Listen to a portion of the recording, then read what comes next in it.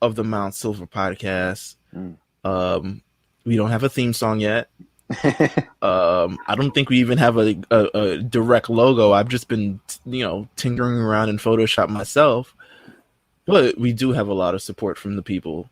And When I sat down to finish editing So Help Me God last week, like a few hours before I was supposed to post it, we also did not have a theme song.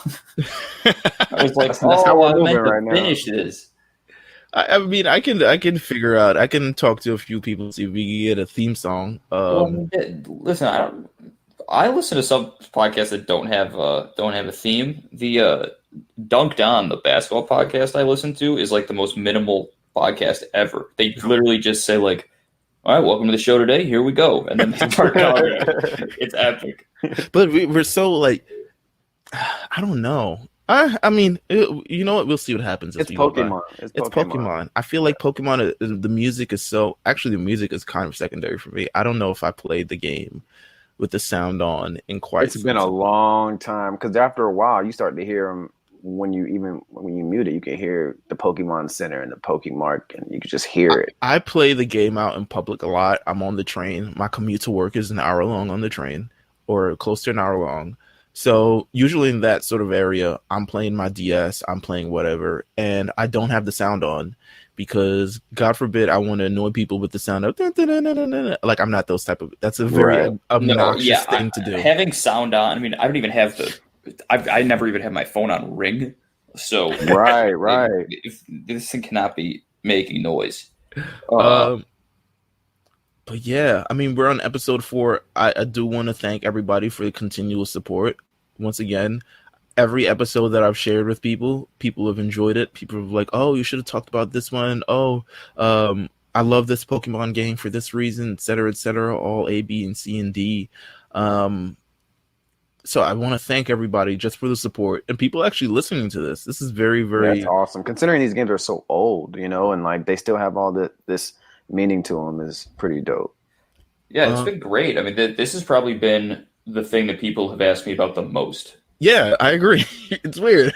Well, yeah, it is. I thought it was like, oh, this is just the three of us like digging around because we are the only ones who care about it. But, right, that's what it felt like at first, but that's not the way it is, man.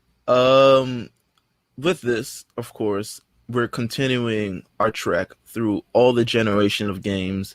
You can go back and listen to our first episode, which actually talked about Detective Pikachu, if you want to learn about that. Someone asked me about that the other day, of how I felt about it. I still feel the same way. But it's available on Blu-ray and DVD now, if you want to check that out. Our second episode, we talked about the red, blue, and yellow and green sort of era. Our third episode, we talked about the gold, silver, crystal era of Pokemon, and now we're in a very special territory because not only are we talking about 3 of the games, we're talking about another 2 that came out as well. So it's kind of like essentially two different titles for the Gen 3 sort of population, and we're continuing to go through the gens as we lead up to the release of Pokemon Sword and Shield, which comes out November 15th, I believe.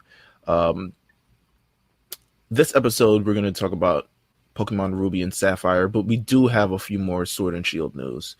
The release most recently, the trailer that's dropped. Actually, the trailer was a couple of weeks ago, and they dropped a kind of like another battle addition to it, where they revealed a little bit more considering the first trailer. But Pokemon Sword and Shield, we've got new region exclusive forms, which I guess is now becoming a thing for every region.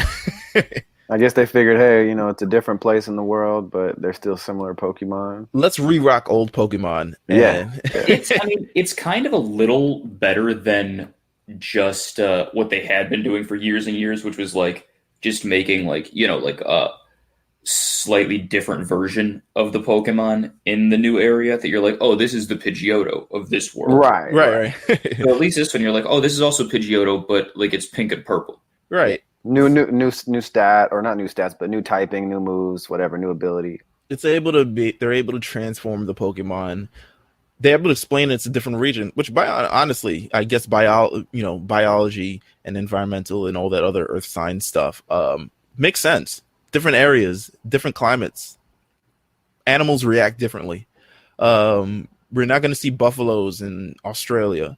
We're not going to see, starfish anywhere where it's cold. Like it completely makes sense. We're introduced to Galarian Galarian themed Pokemon. Right. Galarian Wheezing is the first notable thing up to the stage. How do you guys feel about Galarian Wheezing or Galarian? Galarian. I don't know if it's Galarian or Galarian. I guess we'll figure out when the anime starts. But I think that they do a good job for the most part. Visually, I mean, it's not like the greatest design per se. He does get a new typing.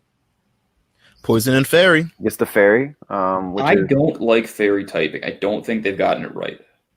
Well, it'll work for him from a competitive standpoint, but like I definitely know what you mean. They re-rocked a lot of the older Pokemon that were clearly fairies. You know what I mean? Yeah. And like, just to do it for that, and it obviously Fairy was there to debunk a lot of dragon shit that was going on. Dragon shenanigans were going on for way too long.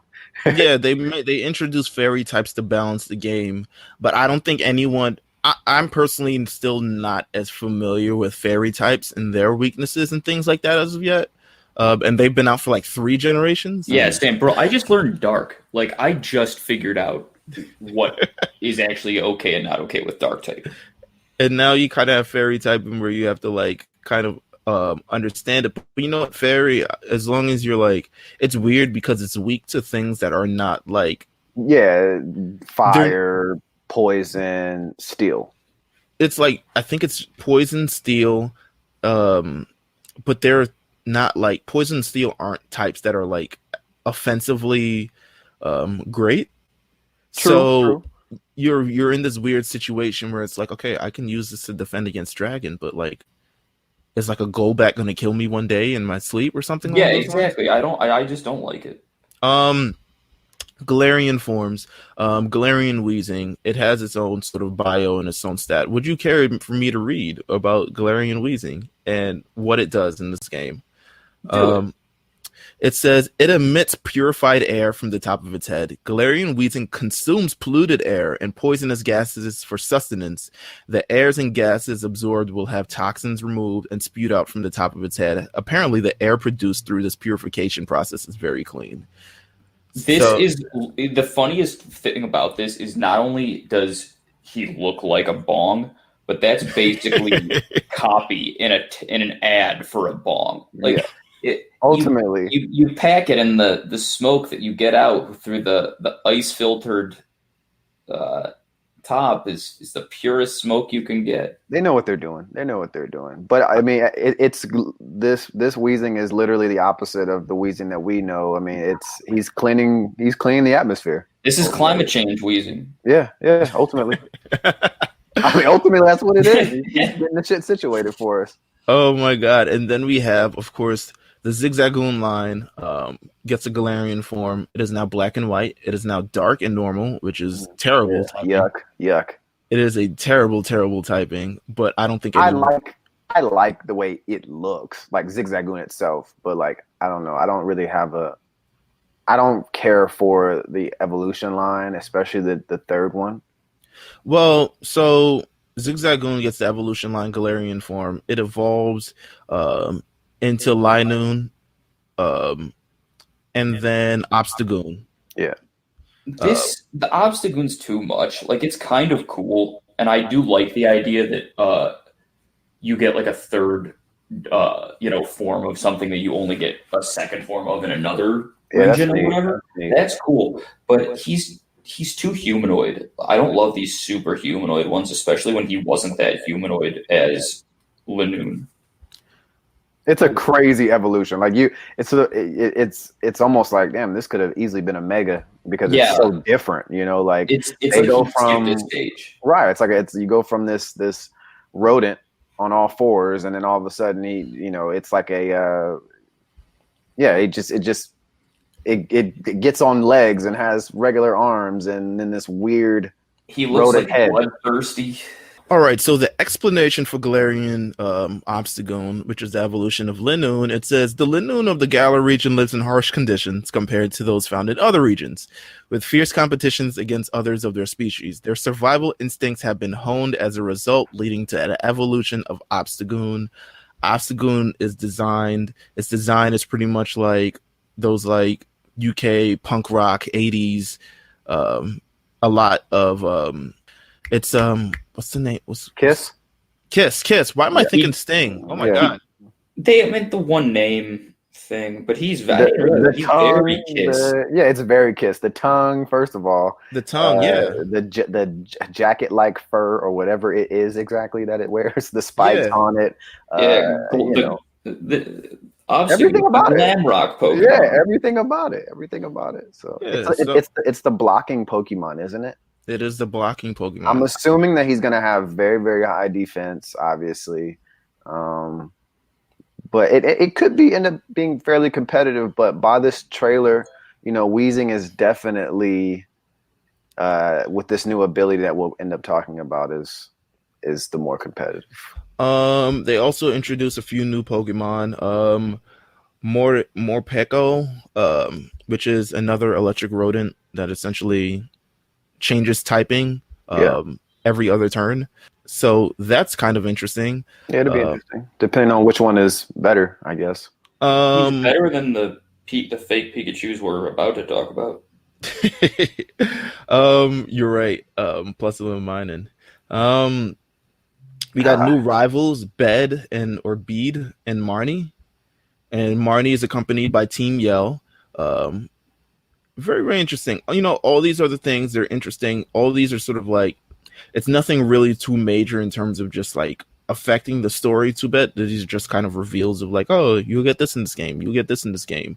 How is this game shaping up for you just in general and how it's looking? I love all the designs thus far, but I don't think I'm fully like, I think I'm more enamored with how this game looks than how this game feels thus far. But then again, we don't know much about it. I think we're still in that Sun and Moon, debacle of like no gems, no real playthrough. Like as long as we get back to the gem stuff. Apparently they're gonna add a bunch of side missions and all that fun stuff. But visually, I mean, they're doing it. They got this right. They're headed in the right direction per usual. The Pokemon that we've seen so far, it's not ultra exciting. I think they have a very like level off of designs. They've done okay. But yeah, I would really agree with that. Right, like some of the stuff's great, some of those stuff looks really good, but some of them are like, this is a little exactly. And they may be, deep in the Pokédex. When we get the full Pokédex, there may be some really cool looking shit in here that we were just like, oh, why didn't they show this first? Because this looks amazing. But yeah, I think they kind of suffer from weird rollouts. Like their initial one is always really good, their initial trailer or announcement or whatever. We're excited for it either way. Yeah, of course. Like this like the third, fourth series of announcements, it's like, so you're announcing like one like region exclusive Pokemon and that's kind of it. Like why am I getting excited about this? The reason I'm excited to play the game, honestly, is just to talk about it on this podcast more than anything else. Like, I would say without this podcast, I wouldn't be nearly as excited for it. Because I'm excited just from like being able to actually play competitive again, because Let's Go wasn't competitive at all, and Sun and Moon turned me off near the end, so I didn't really get to invest fully. But this is like the first Switch competitive game, so that's probably the only reason I'm really want to get through it and play it. And I hope that there's like what Meelz is if you guys don't know, Meelz is a post-game guy. Like there's got to be post-game for him to properly enjoy this game. So I'm hoping that there really is something there for us, even if it's DLC involved. Like just give us something to elongate the game.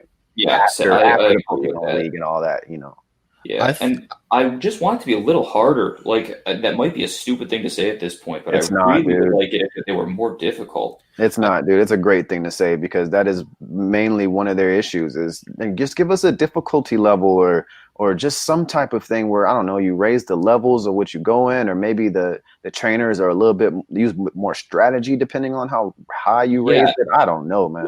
I don't think it would be that hard. I mean, even if you had to level up more, like the most basic raising in difficulty would be like if stuff were just a little stronger. And if like the difficulty settings were like, if for everybody it starts on level 1, but like the difficulty of level 2, where like stuff is just, the stuff at the first gym is level 13 instead of level 9, and has just the stats increase from that. Like just stuff like that could make it more challenging. Yeah, agreed. I think this game will be a little bit more competitive just based on the sort of thing they've announced this far. They gave Galarian Weezing his ability, which was, previously a mystery. They revealed it a couple of weeks ago. It is completely, what's it called again? It's called, it is something gas. I'm trying to neutralizing gas. Neutralizing gas. Neutralizing gas. Go ahead. I didn't mean to cut you off, bro. It's honestly, it's such a exciting ability that is meta changing. You're probably going to end up seeing Weezing a lot now, which is interesting because, you wouldn't, that is the purpose of ultimately bringing new forms of old Pokemon, trying to make them more interesting. And sometimes it could be a hit or miss. And maybe you don't like the design of this Weezing, but just be prepared because you're going to see it. Like when they do Worlds next year, you're going to see it because the ability is, ultimately at this point it's overpowered, just from like what it does. Meelz, can you tell them what this thing does, man? Neutralizing gas suppresses the effect of all abilities of Pokemon in battle. So essentially abilities, which we'll talk about a lot on this podcast because it's a great way that we've introduced this and come across this at the same time because this is the generation that abilities are introduced. It essentially says all the abilities for Pokemon are suppressed, they're negated.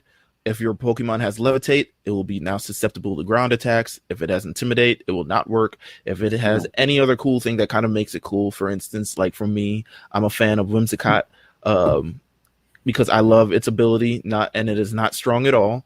Right. It has a great ability. But now it's just crap. So right.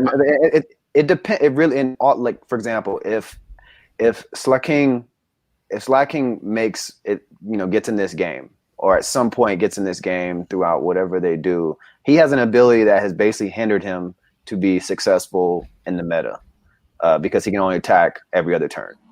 But his attack, he has some of the highest attack in the game. Like, now if you pair it in VGC with this Weezing, it's going to just wreak havoc. He can just go. Yeah, he could just go and go and go. And it's going to be a lot of fun things that players get to tag along with this Weezing to see if, how it works. And again, breaking the game, that this ability is probably one of the reasons, again, why every Pokemon can't make this game, because pairing it with this Weezing would destroy their meta, just because some abilities are handicaps. I mean, even taking Levitate away from somebody, or Mimikyu's ability, like that's insane.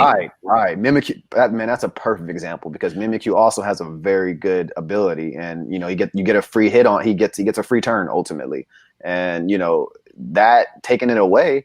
Yeah, man, you're really disrupts somebody's entire strategy. Absolutely, hitting a bird type or hitting something that levitates with Earthquake. You're gonna be hurting. At least hinders it for a while. It's I'm assuming when it's destroyed, its ability is gone. I'm sure. But we shall definitely see. We don't know stats yet. If it has a similar stats, it'll still have some pretty good special defense. So protect it up, substitute, protect, whatever else it has. I don't know if this thing will carry. I'm sure it'll carry toxic and all that fun shit, but it'll be good.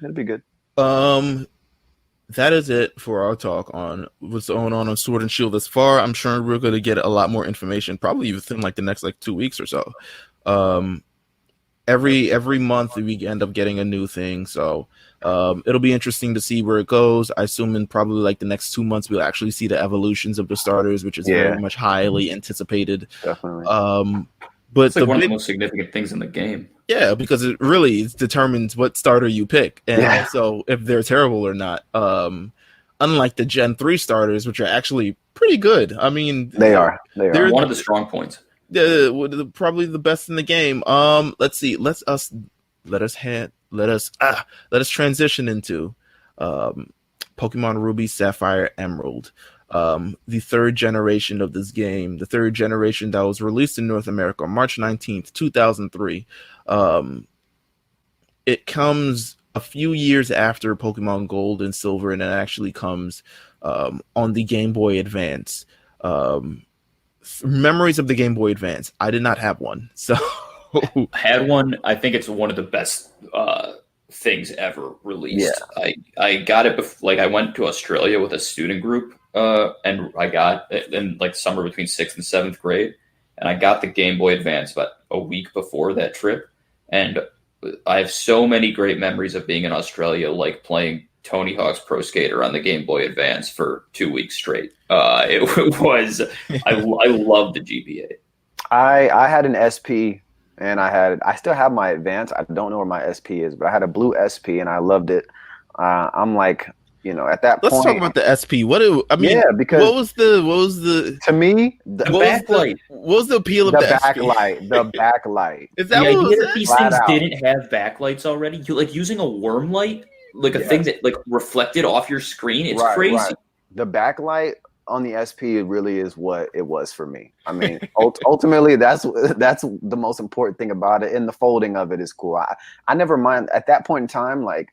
The folding is a game changer, apparently. Yeah, well, at that time, because you didn't have cell phone, like I didn't have a cell phone or anything like that at that point. So it was cool. You just fold it up, throw it in your pocket, and keep it pushing. That the Advance was it's a weird shape. I mean, I know you guys remember. It's a weird shaped handheld, but it's cool. Like it was awesome. But the SP was just kind of like fold it up, throw it in your pocket, keep it pushing.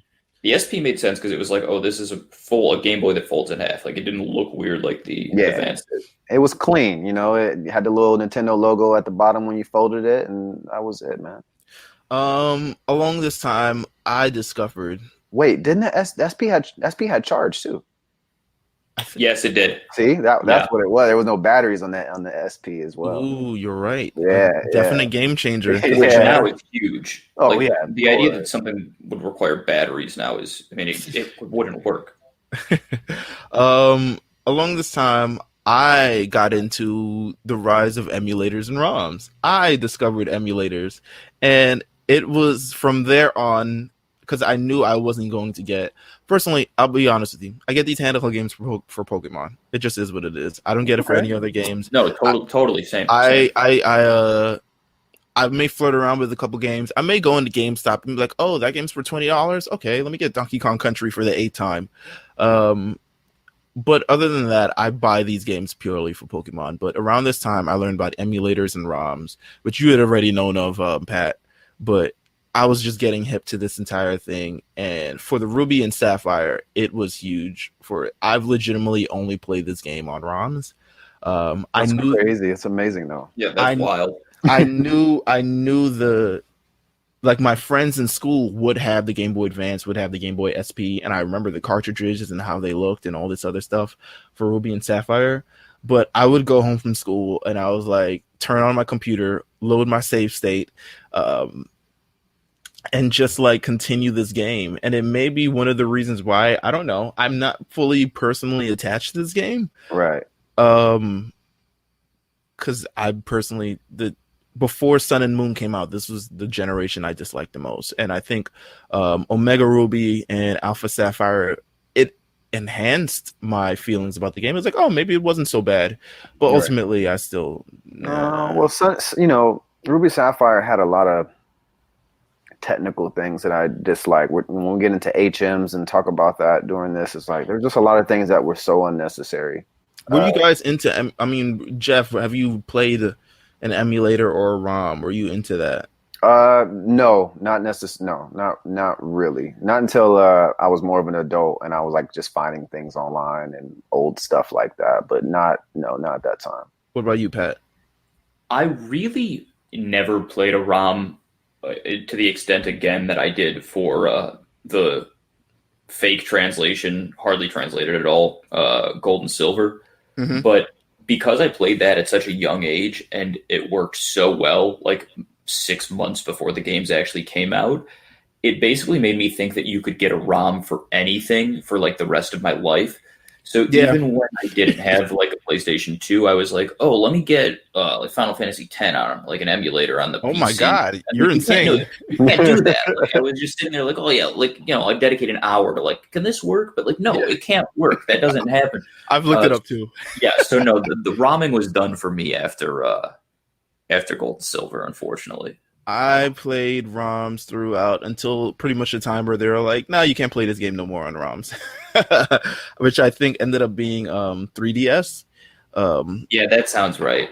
I just re-downloaded an emulator probably a month ago, maybe a little longer, for Game Boy Advance to play one of my favorite games ever, Tactics Ogre: Night of the Lotus, which is like an RTS strategy. Or no, it's not an RTS. It's a turn-based strategy game, like for like the Ogre Battle series, which is a really old like Super Nintendo like strategy series. So I never beat that game on 100%, and it's one of my favorite games ever. So maybe I'll ROM that to completion. Pat, I feel like you played Command and Conquer or something. Were you? I did not play Command and Conquer.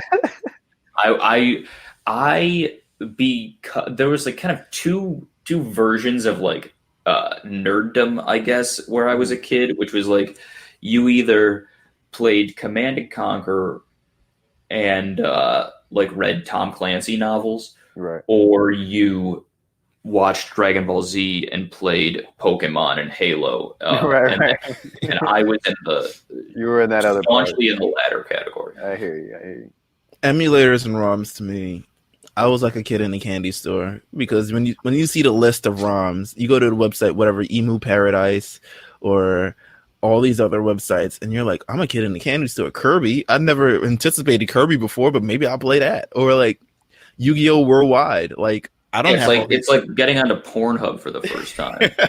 You're like, holy crap. Yeah, it's like, whoa, there's a whole new world out here. So I definitely played like a million other games. I knew there was a lot, but holy shit. No, it was a ton. I was like, damn, they made this game? Oh shit. Okay, they made this game? Like, that's where you would learn, like, people would try to because the Japanese games still would come out months before the North American counterpart, but they'd find someone with like a shitty translation for Ruby and Sapphire, and it's like, should I play this? I'll just wait. Whatever, it'll come out. And that is sort of my experience that I had with this game, and actually it's going to be for the next game too, until I eventually do get a DS.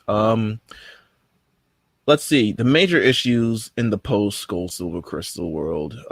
Apparently, the only thing we don't have a lot of major development. We don't get any secret Pokemon or things like that. We have there's like secret variations of stuff. There's like stuff that look like things before they look like what it is. Right. But the only real thing is, apparently Junichi Masuda was so considered, like, he thought that Pokemon and the franchise was dying because essentially the fad was, or it's not really it a was fad. being multiplied. Like the idea of, not the idea, but it I guess the feeling was being multiplied. Yeah, I think so.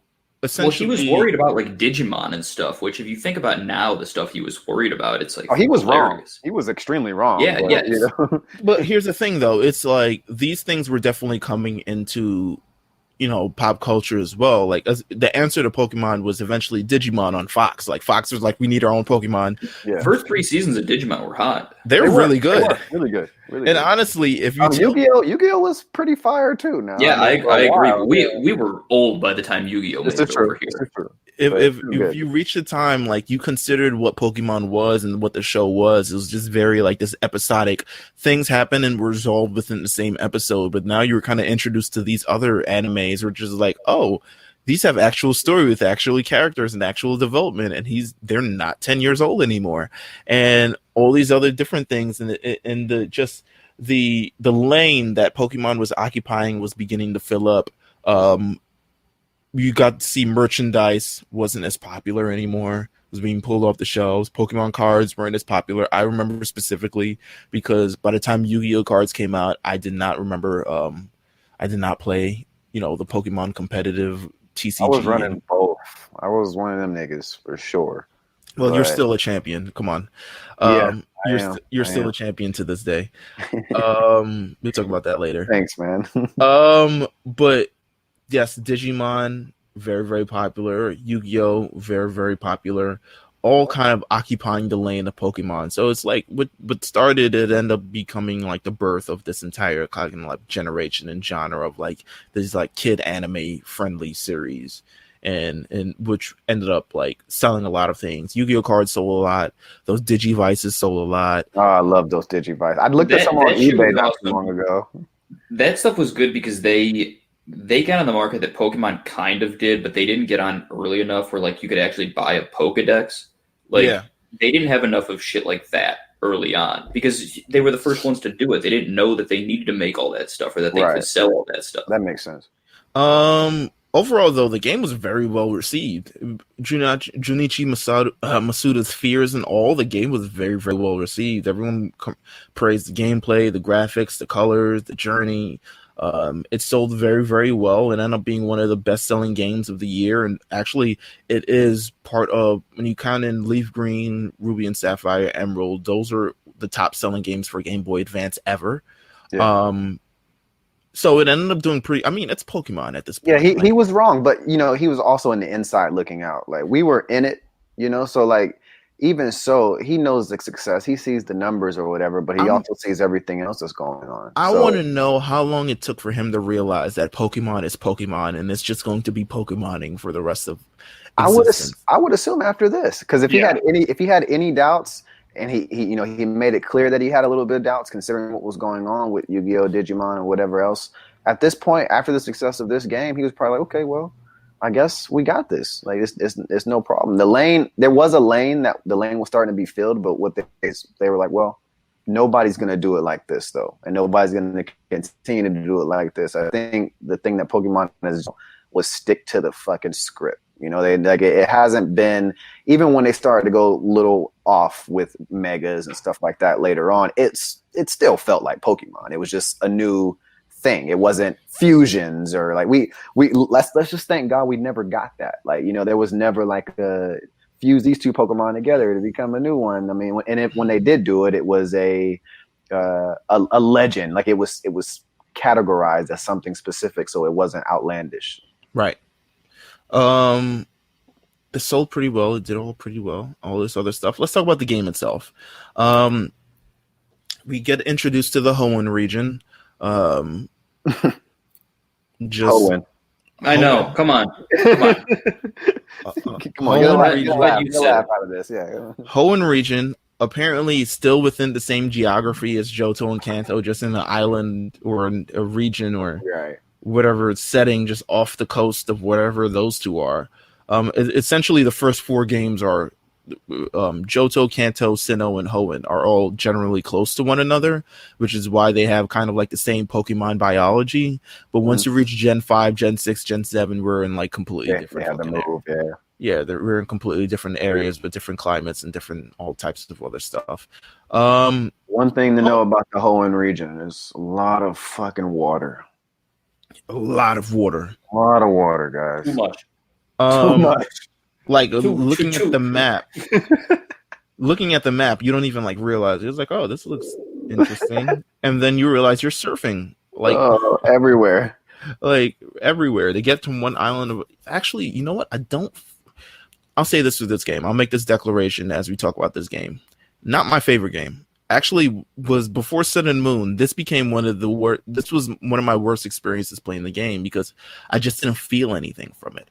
I thought the villains were kind of chummy. I get this generation. Don't get me wrong; it's very important. It is actually one of the extremely important. Yeah, critical. Yeah, it's actually I mean, between abilities and I guess, I mean, abilities and natures like natures. Oh, there was also like 140 added, 130. Like that's a lot of new Pokemon. Yeah, everything but the actual game itself was like critical. Yeah, it's very, very critical. But as far as the actual experience of the game to me, oof. I think what you're talking about stems from kind of like, if I remember this correctly, and again, I have the same feeling about it, but I think like maybe like the fourth to like gyms 4 through 6 in this game were the game was pretty slow. There was a lot of like trudging through like not really forests and not really like mountains, but like crossing a lot of log bridges and stuff in the rain. It was just like boring and didn't have a lot of personality. It did, like, to this day, and it's not that it's particularly like I just couldn't. I remember the names of these cities in the game. I do not remember anything else. The only thing I truly, really remember, which was truly, truly fascinating, is Fort Tree City, because it is tree houses, and I thought that was so cool. That was awesome. That the entire city is like tree houses, right, and all this other stuff. But like Virgin Turf Town, couldn't tell you. Rustboro City, I'm sure it's Sudopolis, I assume, is dirty. Sutopolis, yeah, like Pacific Log Town. Yeah, fuck that log town. I'm telling you that that is like the low point of Pokemon. It's just I couldn't tell you anything that happened in this game, to be honest with you. Just to be real with you, like, and I just played the game 5 years ago because like Omega Ruby. I didn't like that either, though. So I mean, I liked Omega Ruby and Alpha. I wasn't a fan. I was like, okay, I like this game. I like the mechanics that they brought into this game to make it a lot more interesting than the. Well, we didn't have to worry about the HM aspect. No. That's what made it. I mean, that made it better. You know, the dive and the waterfall and the. Come on, man. Dive sucks. Like, I hate these late game HMs that you use for 10 minutes and then never use again. Literally a water dig move, man. You know, it's like, come on, why are we doing this?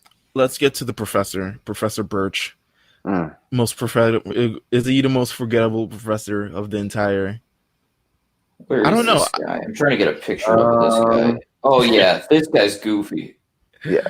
Oh, he's being chased by a dog. Yeah. I don't know. I don't remember. So here's the thing. Like, I watched the anime. I played the games. I don't remember him at all having any significant impact in the anime nor the game. Like, he never called me. It never bothered me. Never showed up. I'm sure he showed up to congratulate me when I won the league, I think. But like, Professor Birch, I don't remember you. Like, I don't know you. We're the like Mariah Carey, I guess. I don't know her. Like, I don't like. It's very, very. Maybe one of the least memorable professors. I don't know if we can rank professors in here, but Oak is definitely the most memorable. Oh yeah, and then I mean, just like after Oak and then Elm calling you like every 5 minutes in the last game, like Birch isn't cool. Yeah, Birch isn't cool. I don't think we get a cool one until we get Kukui, which is just cool, young, no shirt. Right. I wrestle on the side, fucking professor. Let's see. Let's talk about the starters. Who did everyone pick? You know we got to go through this. Who did everyone pick? Do you remember who your first starter was? Absolutely. I definitely went with Torchic, I think.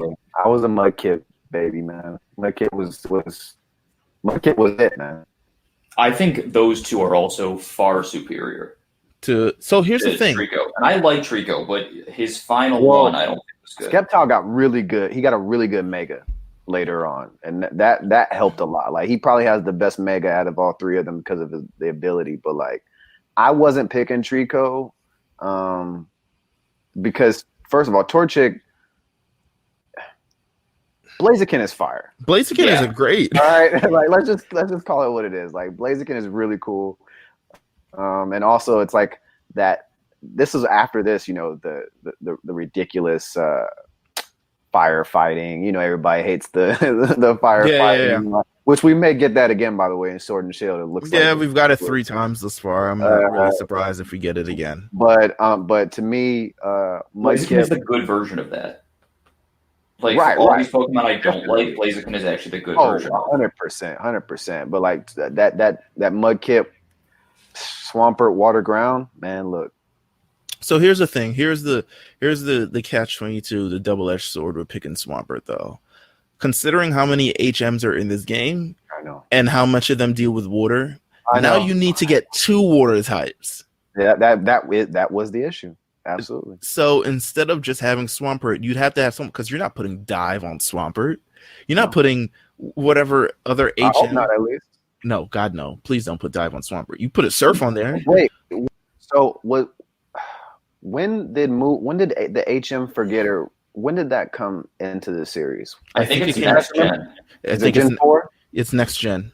Okay, see that should have been a thing from the get. See, we may have a lot of different conversations about these past games if that was like from the start, like being able to unattach HMs later on, or earlier on in the series. Absolutely. You know, Hold on. I'm actually double checking this.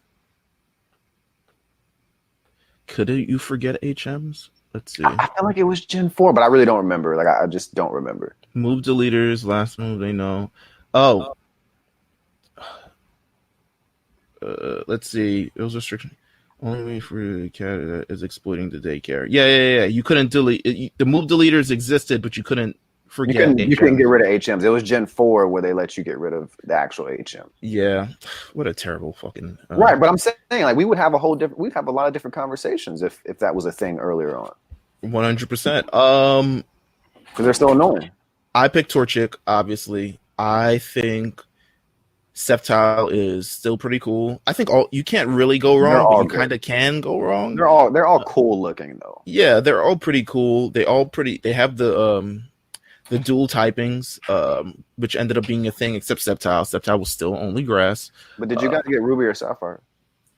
I think I had Sapphire. I think I got Ruby. I did Sapphire.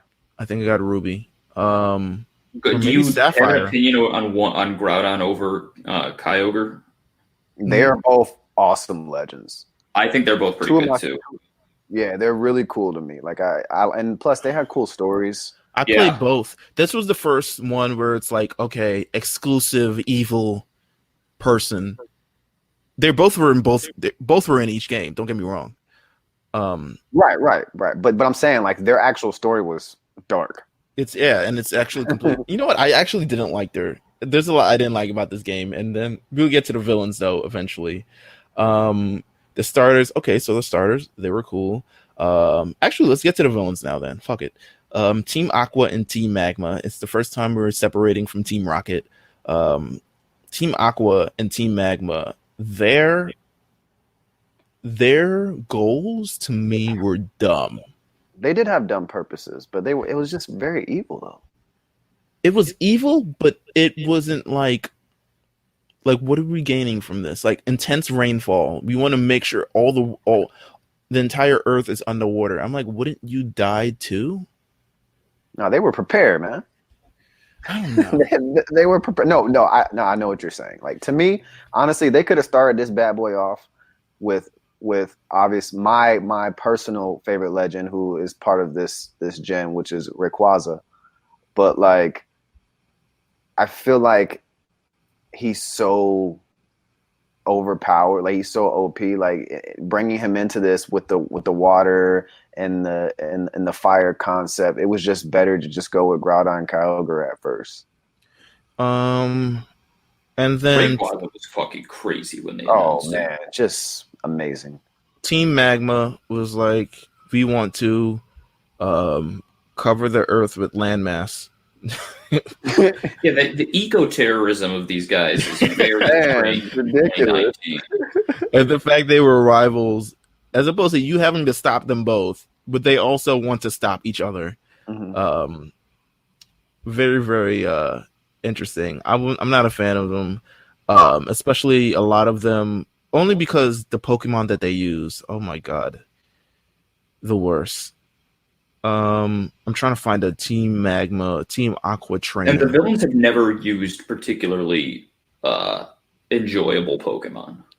No, I think it's just, to me, it didn't make sense. Like, why are you using Poochyena? Like, why are your Team Magma? Use a fire type. I don't know. Yeah, or like something that could beat me. Yeah. Like something along those lines. Like Team Rocket would definitely annoy you with the Zubat for a while, and you'd be like, all right, this is getting annoying. Like Zubat has fainted me a few times just on some regular annoying I hit myself shit, you know. Okay. I'm trying to find out who are the like executives okay, so Team Magma's was Maxie. Mm-hmm. Maxie was the head honcho. And Team Aqua was Archie. This is a cool fellow, et cetera, et cetera. I don't know. It's just all fucking.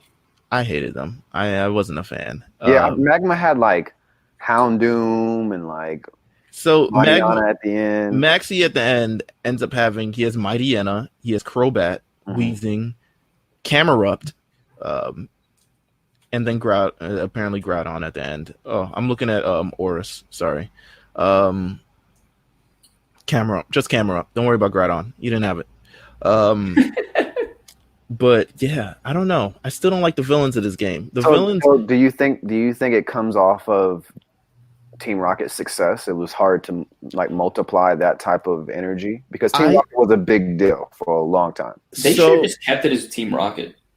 Sometimes I think of that too. You know, I don't mind this because there's a lot of the entire theme of this game has a lot to do with a lot of nature elements and a lot of like, you know, ecosystem sort of elements, even down to like the Pokemon that's there, the weather, the different weathers, like the raining and the sunlight and all this other stuff, the environments, all this other stuff. It has to do a lot with that, so I kind of get it.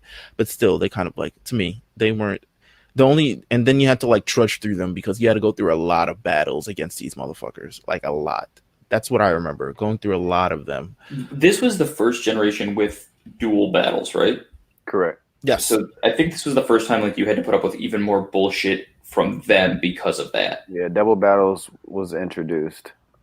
Let's talk about actually the home index. We're going to talk about the Pokemon of Gen 3. By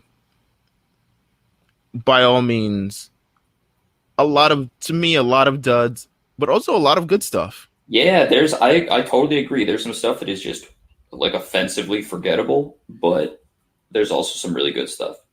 I'm trying to find them right now. Damn. If only Bubblepedia was just like, you know what? Here's a list of all the Pokemon. It's terrible. Why is it like this? Yeah, it's like now I have to type in list of Pokemon by national dex number. You need to be on Cerebi, man. Cerebi. I know. Cerebi really got it under control. You know me.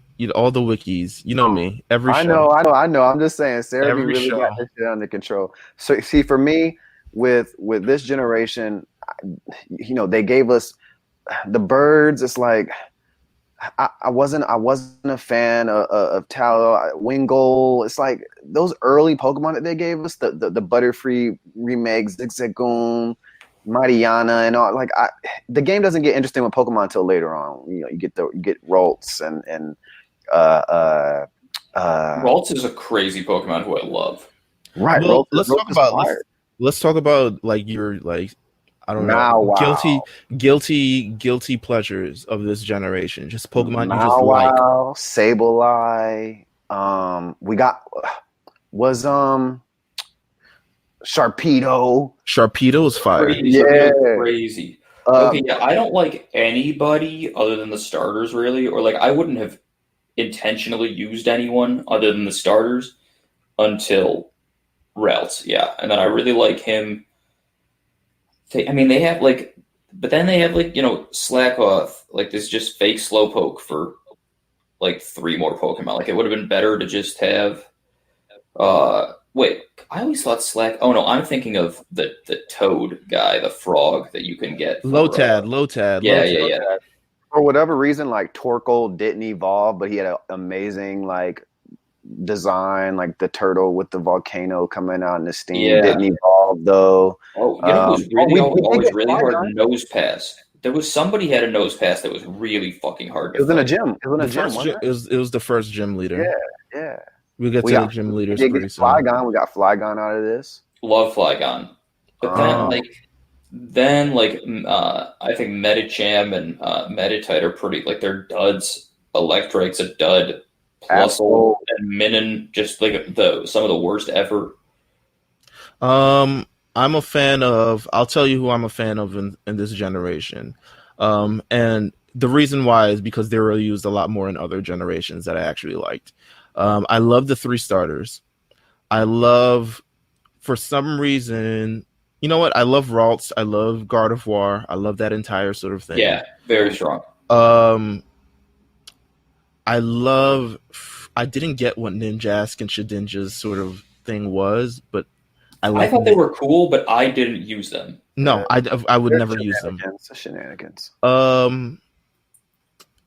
If you told me in the beginning what I thought was cool when I got in this game, I definitely pick Aron and Laron and Agron because giant steel destroying things. I was like, okay, I need this. I need this How on do my you guys team. feel about Zangoose and Survivor? Forgettable. Yeah. Yeah, like cooler in concept than the actual Pokemon Exactly. themselves were. Like, if you're gonna make a Snake Mongoose rivalry, why wasn't it better? Yeah, I agree. 100%. Also, Did you guys same get with like, Phoebus to get Melodic? Were you into that? no, I didn't try to get him I because tried, and it just wasn't worth it. and what's up with like Soul Rock and Lunatone? It's like, those are Get out terrible of here with what's the those. point? Yeah, it's like, what's the point? And actually, they made a huge mistake. by Not making them even- rock. No, not that, bro. Well, that, but like, I know, right? But how are they not in Sun and Moon with some kind of like something? An evolution, a Mega form. something. Like you couldn't be smart with this. Or like you have to have one in your party at a certain point. Like right? Like how could you not? To me, it was just a waste. And cast form bullshit. Like the cast form was one of the things where it was like, okay, so this is like you don't really know what's going on with weather in all of these situations. Like it's just stuff that wasn't necessary. And how did Tropius not have another like pre-evolution? How are you going to put like a big brontosaurus in there and not have anybody else? the only reason I care about Snorunt is because of the future of Frostlass. So you already know how I feel about that. But Frostlass in the game, so in this game we also got Roselia, which I like. I like the design of Roselia. It's smaller than I thought it would be, but I still like the design of Roselia. Sharpedo is someone I'm also a fan of, and Carvanha. Even Carvanha. I'll take Carvanha. Wailord was interesting. It's a whale. yeah. I mean, Okay. now he's famous, I feel like, just for being a fucking whale. Yeah, it's a fucking whale. I never used Spheal and CeeLo and Walrein, but now, like, looking at the avatars, I'm like, why didn't I use these? They have hilarious mustaches. Because I don't know. You probably already had two water types on your team to fill out. Yeah, all those that's the thing. HMs. It's like I don't know that the games have ever, now that we're talking about this, I don't know that they've really ever overcome that, which maybe they don't have to. Maybe that's not important. Right. But the idea that, like, it could be, hours of detriment to me to have two water types in my party instead of diversifying a little bit. I think that's one of the reasons the game ends up being so easy sometimes. Like because they like, hey, if you want to go into this game and have two water types and two fire types and two grass, you could do it. You just might be annoyed, but you can do it because the game is easy enough. Yeah, exactly. Metagross is just a genre bouncing, defining. Metagross and Salamence got work on them. Like they've lasted. They've lasted the test of time. And the legends have been. I think the legends in this group are very important. The Reggie trilogy, I don't get. No, I don't care for them, but we're talking about the Latias, those two, Rayquaza, Jirachi. Yeah, Deoxys was kind of. People like Deoxys. I like Jirachi way more because he's way cuter. But so the Reggie, as someone who plays Pokemon Go, in my Discord, the Reggie Rock, Reggie Ice, Reggie Steel, we call them the trash can trio, because while they're good, they just, who cares? They don't have good designs though. I don't like the designs. Who cares? I don't even care about Regigigas and the next generation. It's just it didn't really matter to me, and there was a very elaborate way to obtain them, which I didn't do. That was the thing, is if you're gonna make me do like a weird event that is like, I mean, even at the time, because it was like 2004 or whatever, it was like not easy to just like look up, how do I do this random thing in the game? Right. And if the designs of the Pokemon themselves aren't cool, I'm not going to want to do it.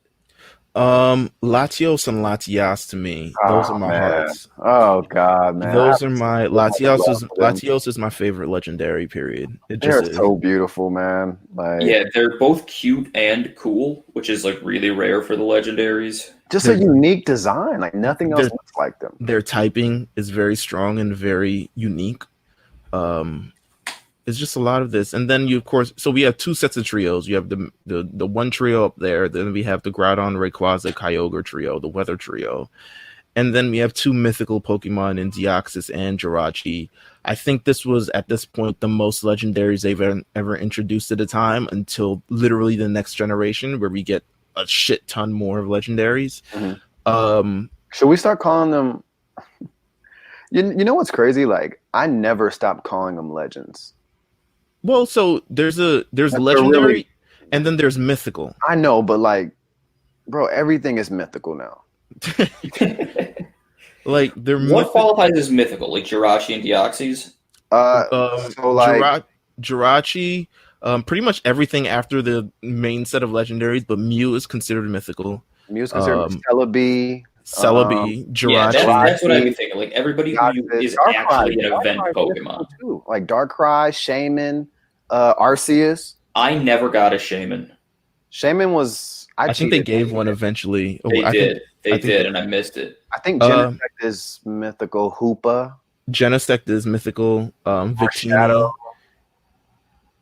It's just all this Weird, stuff. though. Like to Even me, the mythics start to get a little watered down after a while. I know because to me There's they're too many of them. They're just legends. Like they're legends. You know? But every region has its own like lore or people who are just like, listen, I saw this one day. It actually represents this, that, and the third, and this is why our region has been built upon this, and our ethics and ideals and all this other stuff. And it's just it is what it is. Jirachi, the stars, Deoxys, space, all other type of sunshine. But you know what? I'd say there's a lot of duds in Gen 3. The good ones, they last, and they last till now. So there are definitely a few strong ones in this bunch that forgettable things. But there are a lot of forgettable things. The gym leaders, speaking of forgettable. I couldn't even tell you. The gym leaders throughout this entire region. Here's what I'm gonna do. I'm gonna play a game. No one look up the gym leaders. I'm gonna play with you, Pat and Jeff. Okay, I'm gonna fail. Let's look at the gym leaders. I'm gonna say a name, and you tell me what type they used. Okay. Roxanne. Roxanne. I'm gonna say she had rock type. I'm gonna say she had normal type. Okay, she had a rock type. Yeah, I only went by the name because her name is Roxanne. Yeah, I was hoping that was a fake out. Dude, that's the only reason I said it. I promise. Only reason I said it. The second gym of Dewford Town, his name is Brawley. I remember him though. Dewford, and his name was Brawley. I was gonna say Water, but if his name's Brawley, he's got to fight. Yeah, he had fighting. He had fighting. He had a Makuhita. He had Makuhita. Yeah, I remember him. Makuhita was one of the first Pokemon when I realized, like, oh, they don't change the names for some of these. Our third one in Mauville City, Watson. Well, oh, I know Watson. He's electric. He's electric. He had didn't have a Gen 3 Pokemon until Pokemon Emerald, where they decided to give him Electrike. But what did he give him originally? What did he have originally? He had Magnemite, Voltorb, and Magneton. Ugh. Yeah, he's not even better than Lieutenant Surge. No, he's so boring and disappointing the first time you saw it. Yeah, it was. The fourth gym leader was of Laveridge Town, was Flannery. Well, see, some of these are giveaways. I mean, fire, right? Fire type. She had a fire type. She had. Oh, she had charcoal. Yeah, she had Slugma, two Slugmas, and a Torkoal. Slugma. That's right. And Torkoal. She definitely had Torkoal. Flannery, a lot of, I would say, I'll put quotes over it. A lot of artwork inspired by Flannery is what I'll say. The fifth one, who wouldn't let you challenge him the first time and was your dad. Yeah, I know this one. He was the closest gym to you, and then he said, "Come back when you have more gym badges." Is Yeah, Norman? that's Norman. He's the normal type. He's the one with the fucking Slickings. What a 2 of them lame dad. motherfuckers. Did you? All right. So I don't remember battling him. I just remembered he said no, and then you would have to come back later. Yeah. How was the battle with him? I don't remember. He's got 2 Slackings and a Vigoroth. Yeah. And was the gym through like a series of? Yeah, he had like 6 or 5. There's like a KO room and a like a defense room. Yeah. Something like that. And they all have like different type of Pokemon. Like That's actually not pretty bad, actually. No, yeah, it wasn't terrible, but I only remember because Slaking is annoying as fuck. Because I've also thought of a potentially like someone using gyms, and instead of we stick to typing, we stick to like aspects of it, like an attack, Yeah, that would make theme gym, or like a special defense theme gym, or Pokemon with major muscles or shit like that, or something like something to just like get away from the typing, just even for a gen. But we saw how that worked out for Sun and Moon. The 6th gym leader, Winona. I don't know. Yeah, what is flying. What town is it? It is in Fortree City. Oh yeah, that's flying. That's flying. She used Swellow, Pelipper, Skarmory, and Altaria. That's kind of a hard fight. It's a if you had something that used Ice Beam, you were pretty much solid. But this was the one that introduced Aerial Ace. Aerial Ace was the move, and I was like, "What? Aerial Ace is not." Aerial Ace is a solid fucking move. Yeah, but I didn't get the charm of it until later gens. But I was like, "Oh, this thing doesn't miss ever." Yeah, not missing at 60 is really good. Aerial Ace. It ends up being a move that is used for the rest of time. And a lot in the anime, actually. The 7th gym, Moss Deep City, Tate and Liza. This one is not so forward. Tate and Liza. Moss Deep City. Is it? Well, if they're twins, do they use the same type? Yes, they use the same type. Okay, so is it grass? It is no. Actually, it is a psychic. They're Tate and Liza. They use Lunatone and Solrock. Oh, okay. I mean, that's kind of cool, but kind of lame. Yeah, it's kind of very much lame. Let's see. And we have the final gym, which was Sootopolis City, which had different gym leaders based on whoever it was. We had Wallace. Do you think you can remember Wallace, Pat? Well, I want to say he ended up becoming the champion in Emerald. Oh fuck! I remember this happening, but I don't remember what type he had. All right, Jeff Wallace. Do you remember Wallace? Sootopolis City, 8th gym leader. The last gym leader? The last gym leader. I should, but Wallace. considering he's the champion of Emerald. He's the champion of Emerald. Wallace. Sootopolis City. It's a boy. Oh, he's got to be. No. He had Melodic. He's got ice. Or he had one ice type or 2. He was the water type gym leader. Water.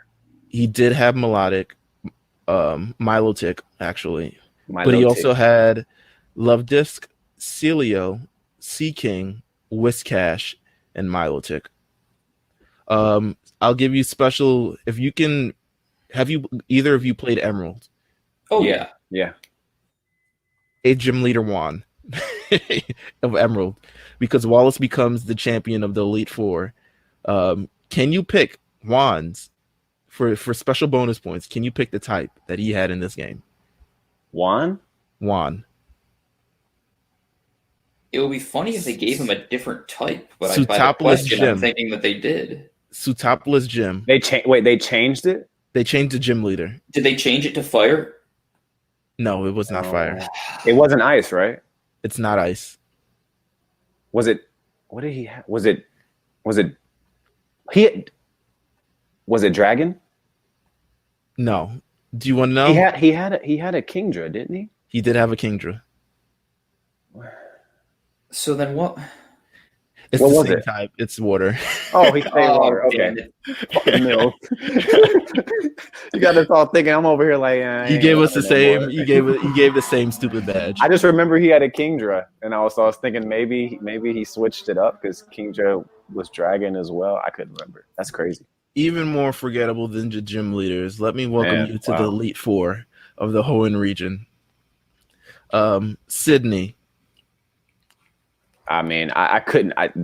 We're getting into like, Yeah, I'm in the weeds here now. yeah, dude. Like, I couldn't tell you, bro. I really Sydney couldn't is tell the you. dark type trainer of the Hoenn League Elite Four. What was her best? His best Oh, was I'm sorry. I apologize, Sydney. his best was Absol, level 49. Okay. He had dark types. He had Mightyena, Cacturn, Shiftry, Sharpedo, and Absol. The second person in this Elite Four was Phoebe. She was Hawaiian. Ghost type. 2 Dusclops, a Bayonet, 2 Bayonets, and Sableye. Wow. Oh, The no diversity. Gengar, finally. Oh. The diversity. Third one was Glacia. I couldn't tell you shit about these people. I tell you that. She had Glalie, Celio, 2 Celios, another Glalie. Wow, this game sucked. And this was also the Elite Four when it was like you were so low leveled. No, but here's the thing. It went up to level 50 something, 60 something, but the fact that they're using doubles of each Pokemon It's annoying as hell. It's That's very First of all. unsettling because let's get to, so you get to Glacia. This is Gen 3. So she's using essentially 2 Celios, 2 Glalies, and and the evolution of Celio, which is Walrein. But you eventually get to Omega Ruby and Sapphire, and they're like, oh, never mind. Oh, actually, know what? They did the same fucking thing. Wow. She uses 2 Glalies, 2 Frostlasses, and a Walrein. Shouts her. This Elite Four sucks. Then we had the final 4 of the Elite Four. His name was Drake. He was this like pirate looking. Not actually. He was like this old. He's like a sea captain. Sea captain-y. He commanded dragon types. Weak lineup for dragons. Shelgon. With the Omega Ruby Alpha Sapphire rematch lineup is insane. I'll say that. Yes. But the first one is not challenging. He had an Altaria, a Shelgon, 2 Flygons, and a Salamence in Ruby. I didn't remember. But yes, his rematch lineup in Omega Ruby and Alpha Sire is bad fucking ass. Because it has Altaria, Dragalage, not familiar with the Poison Dragon of Gen 6, but I'm sure. Yeah, He's trash. He's trash, though. He's Poison type. He's got to be. Yeah, it's Kingdra, Flygon, Haxorus. Haxorus is badass. Haxorus is that X Scissor is deadly. And Salamence. So you know what? Maybe Omega Ruby, Alpha Sapphire did something right. Yeah. I'm actually excited to replay. I'm gonna have to replay that a little bit when we do that episode. And then we have the champion Steven. Steven Stone, only person with a last name in this game. Steven Stone. How'd that happen? Steven Stone. He doesn't have, his thing is, what is his typing? I don't think he has a type. No, it's like light. He specializes in steel, but also his team consists of mostly not steel. Just as much steel as it is not steel. I'll say that. He leads off with a Skarmory, which could be annoying. Unless you have like what? Blaziken? Yeah. Anything fire. Then he has Claydol. Claydol is yeah. It's a ground type, but has Levitate. I don't really get it, but whatever. Aggron, which has the ability Sturdy. No one-hit KOs on that. Yeah, you can't knock him out. That's because he wants to get the earthquake off on you. Right. Cradilly. Whatever. The one that I was still never sure of why it existed. That's just a Pokemon I would exist. Use. And of course Armaldo, rock and bug type, had the ability Battle Armor. Armaldo's still not very good. You can kind of just like surf it to death. It had like a quick moment in Pokemon Go, and then like it was over. And then his final type is Metagross, which ends up being like the most coolest, destructive, fire. Meteor Mash is cool. Earthquake is cool. Every move that it has is pretty good. You can't go wrong with Metagross, to be quite honest with you. Yeah, he's badass, and he's awesome. And like, it shouldn't work when you're looking at it. You're like, this Pokemon should suck. Yeah, it should. Like, you should die to a earthquake really, really quick. And some Metagross is so fucking tanky and so strong. Like, it's just ridiculous. And there are so many Pokemon that are fake tanks that when you actually have one that is a good tank, it's amazing. And then they had the nerve to give it a Mega. Yeah, it's just like, because they were like, oh, people really love this Pokemon. We better cash in on this. Yeah, it's a popular one. Definitely. It evolves from a Tang at level 45. Yeah.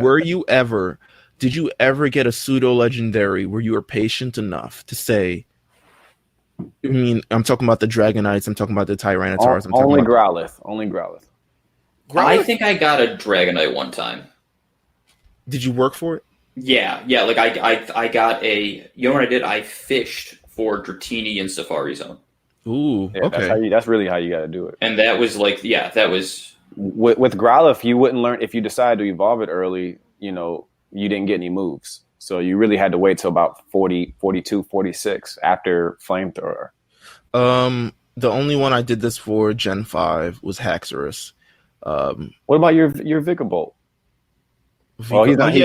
Well, I mean, I don't. Is he? No. You had to wait till the end of the game to get that. Of course. Right. So yes, it was very. Volcarena took a minute.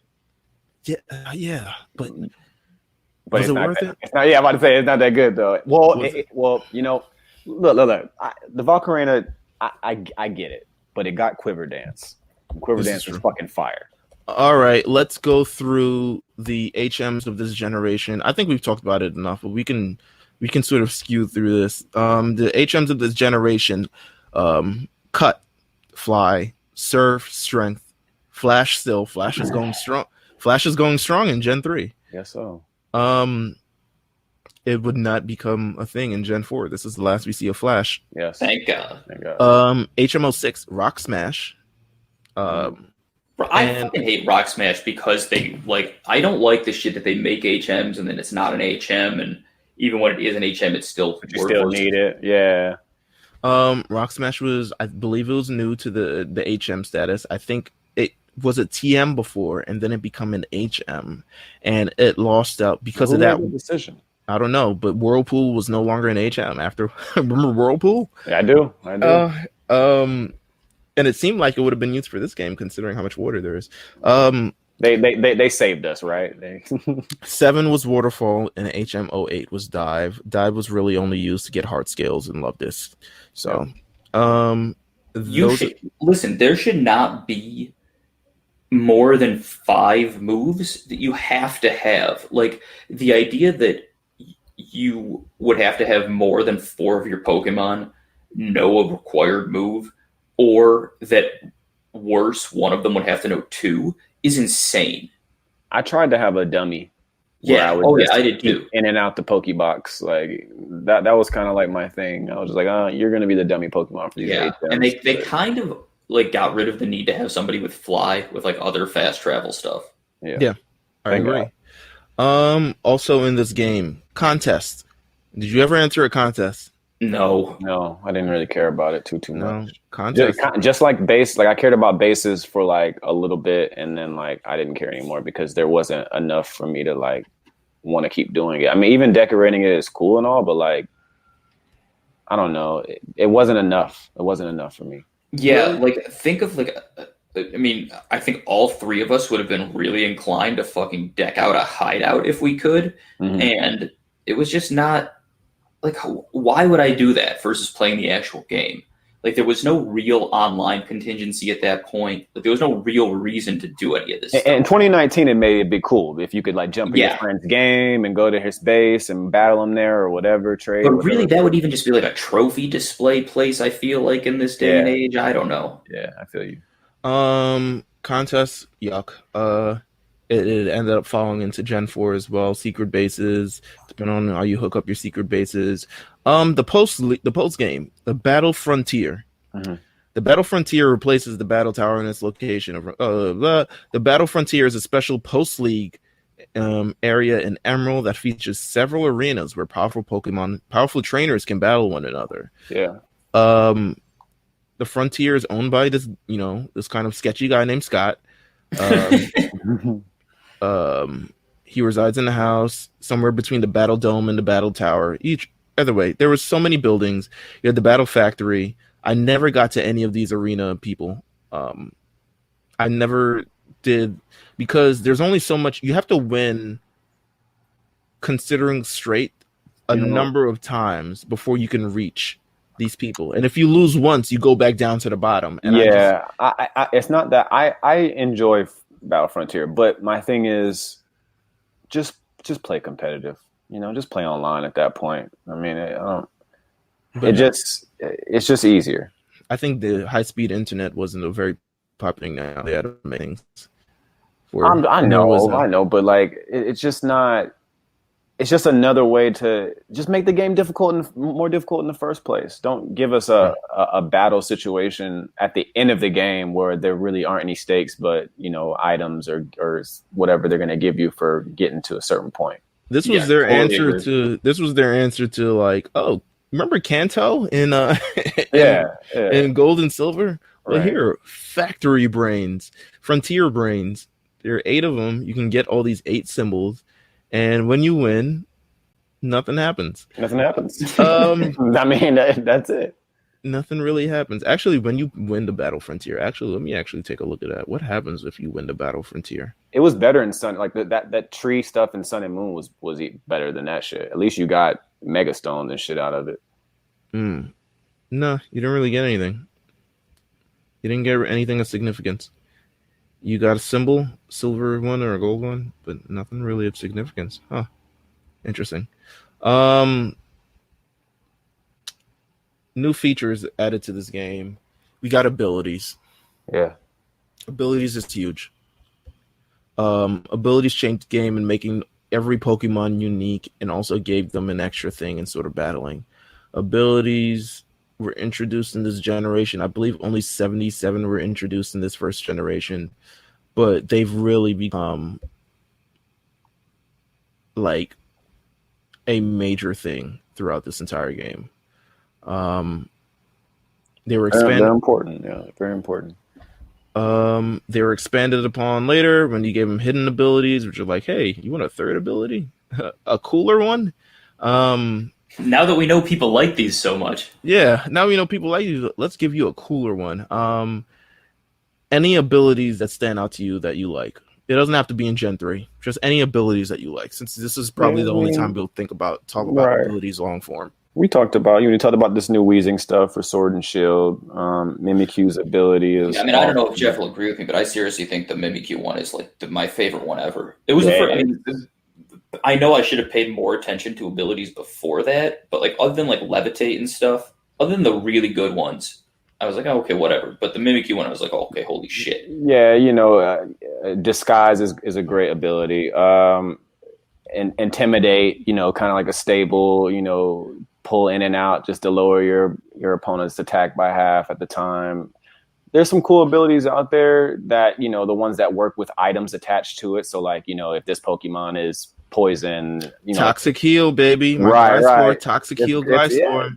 Hey man, that's a real combo. That was my go-to. I've beaten many a people with Toxic Heal, Gliscor. There's some real things out there, but abilities now is obviously a stable. Nature's abilities, those things are super. Abilities make or break Pokemon at this point. Yeah, same thing with natures too. There's some Pokemon where if they're not a certain nature, you don't even want it. That's what breeding is for, and getting the right nature, or just catching multiple of one Pokemon so you can find that right nature. Yeah, I mean that was terrible when I ended up just getting one from somebody on Reddit and then breeding it myself. But I always loved Vulpix a lot, and even though the Ice Vulpix and Ninetales weren't actually that strong, I had to have one. But the only one that was worth having was like a Ninetales you could get one of like the moon moves on, but it had to be a certain nature for that. So like it was a nightmare.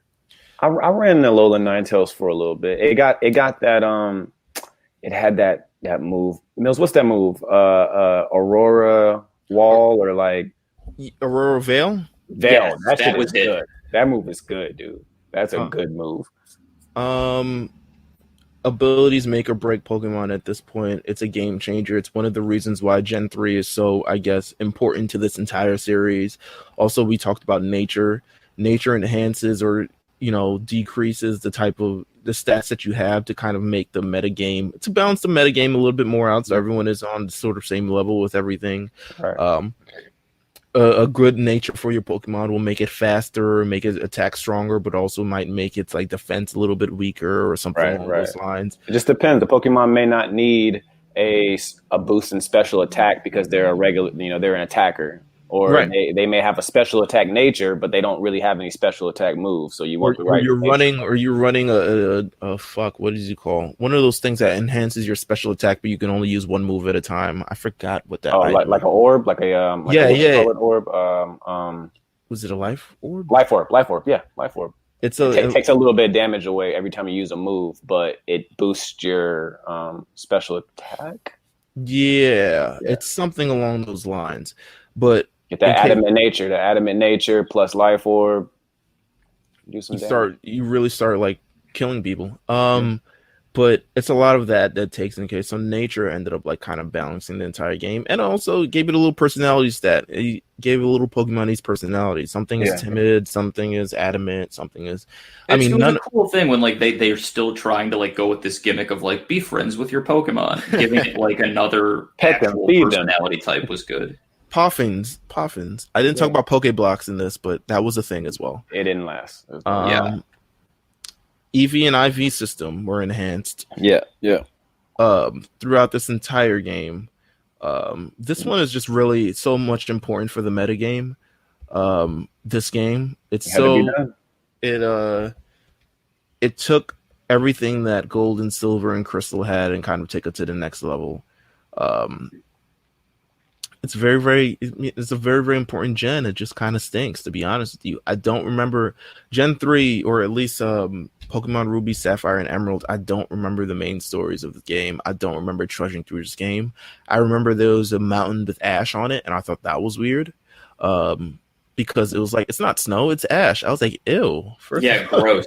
And then you had to ride up to a mountain to face other people. I thought that was kind of interesting, but also like, But to me, Ruby, Sapphire, and Emerald, its legacy, it doesn't really have one for me. I didn't want the remake of Omega Ruby and Alpha Sapphire when it came out. I was like, damn, that's trash. Can't we just get like Black 3 or something? I don't know. or something. I didn't want it. But then I ended up enjoying it, so it's not too bad of a game. But yeah, I don't remember much from this game. It's weird that like, we're talking about how impactful it was, and it was the most memorable things are still just what it introduced and not the game itself. Yeah. And the Pokemon that's there. It had its purpose. It had its purpose, You remember Metagross, you remember Salamence, you remember Blaziken, you remember the starters, you remember good legends. But you honestly, like, people confuse like Zigzagoon, wasn't that Generation 2? No, it was Generation 3. We just don't care. Yeah. Let's see. And then we have the final thing. We won't take too long on this one because this podcast is already going very, very long. FireRed and LeafGreen. Did it have to be done? Or did you just appreciate that it being done? It was more of a, hey, that's love. Thanks. Yeah, it was kind of cool because it was like, oh, okay, this isn't, I'm not complaining.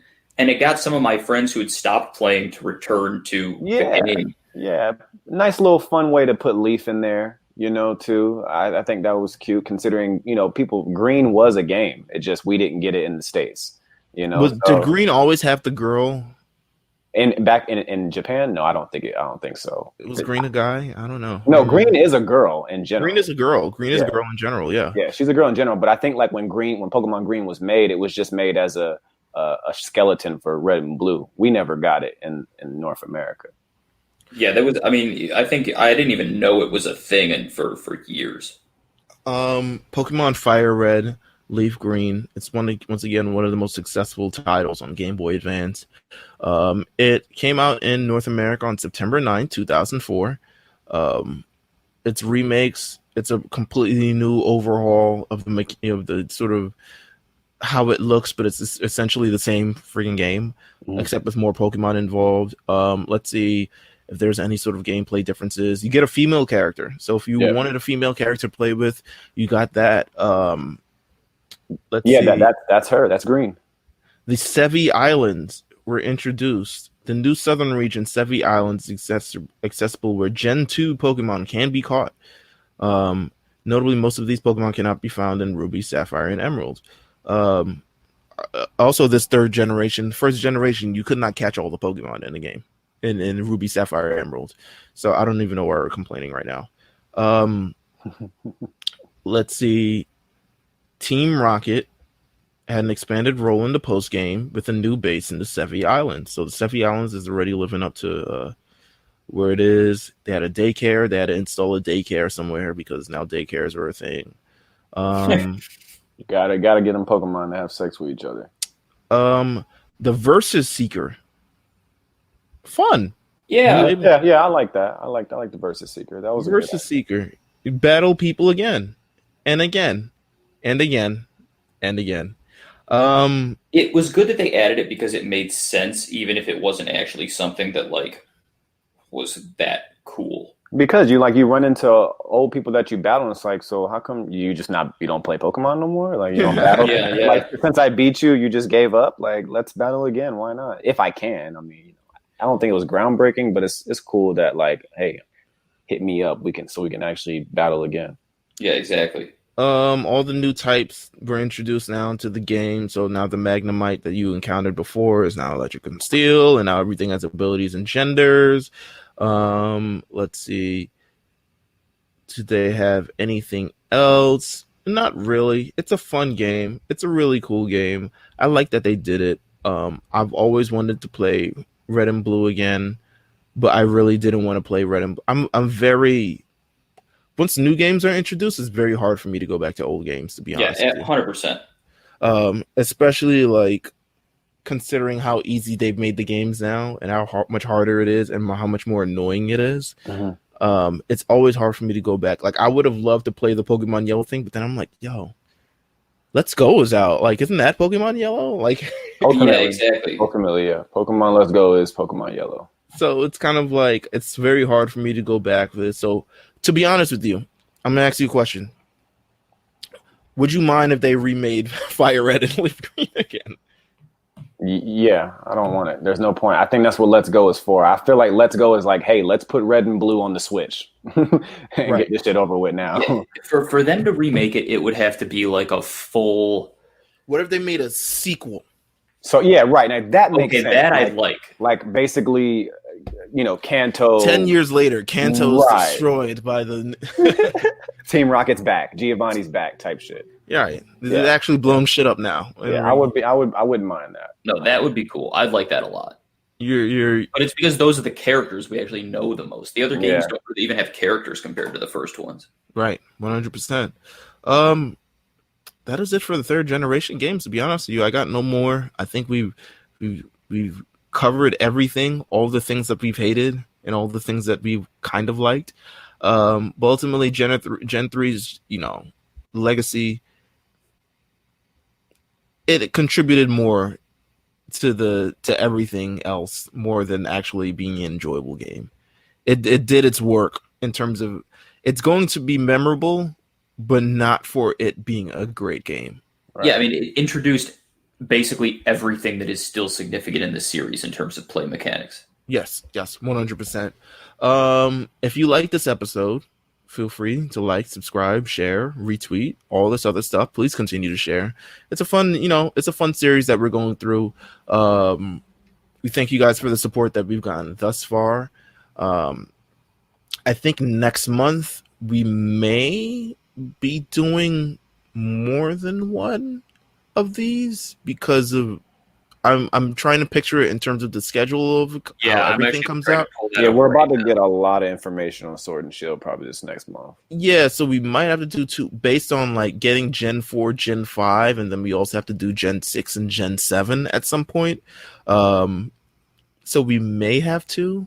So you may get another episode sooner than you got this episode. But thank you guys for tuning in, and thanks you guys for sharing. The next episode, of course, will be my favorite generation. One of my favorite generations. Gen 4.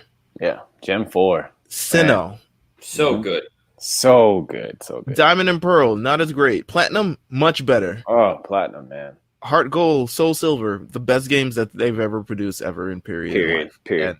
End of story. Yeah. When did Heart Gold and Soul Silver come out? What You're gonna feel really old when you look. No, I knew about when it was. It was the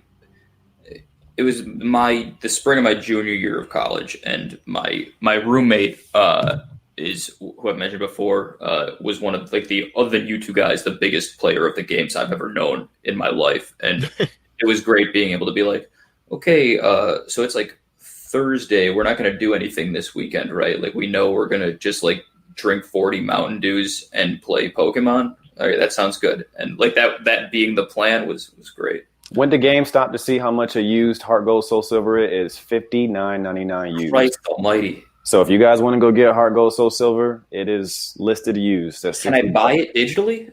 No. Yeah, I didn't think so. It does not exist. That's crazy. I still have Heart Gold.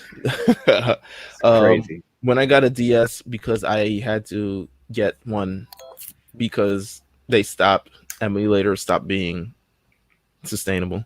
I eventually had to get one, and then I got Heart Gold Soul Silver, and I played a little bit through the game. And then once the game after once Gen 5 came out, I just transferred all my Pokemon over.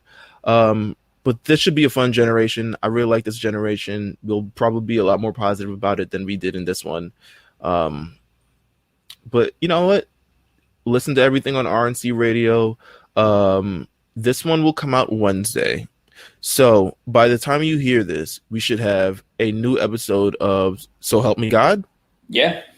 So Help Me God comes out on Monday, right? Yeah, that'll be out on Monday. We're doing that, I guess, tonight. And there's a new late fees out that we just put out on The Rock. Dwayne Johnson. Come on, not The Rock. Johnson. Well, we discussed that on the podcast. And the less than stellar career that he actually has. Coming out, you'll also get RAOP Gaming with Ampavelli. He'll be dropping a new episode also on Monday, so you'll have double the things to listen to. On Tuesday, which is already passed by the time you hear this, it'll be The Lookout, where we have fully done the first season of My Hero Academia. Just a little tidbit. We recorded that right before this, so Jeff and I's voices are going on. We definitely did. I got a little break before I got to hop back on here. For the past 3 hours, we've been going. So that's a fun episode. It's also a fun anime series that is coming back in its 4th season in a little bit. And then, of course, you can always look forward to every Thursday for the time being until the wrestling gods decide to change the shows of the week. The A Show on Thursdays. And then, you know what? We got a special episode of The Perfect Play as well. We did an interview with Reese LaFleur. So hell yeah. Incredible. Awesome. He's also got his own fucking tea, man. He got his own matcha tea. Matcha lemonade tea. That is incredible. That is everything that we have to talk about. I will say this, probably end up looking forward to. Oh, and also next episode of The Lookout, it will be all 3 of us. So we'll be covering. I'm hyped about this. The first episode of Pokemon, we'll try to do a live watch as well as we can. But yeah, we'll definitely do that as well. So make sure you stay tuned to everything on RNC Radio Live as we continue to get hyped for the release of Pokemon Sword and Shield. You see, I'm like petering out. You got it, man. But yeah, that is it. This has been the Mount Silver Podcast, episode 4. Stay tuned to episode 5. It'll come up next month.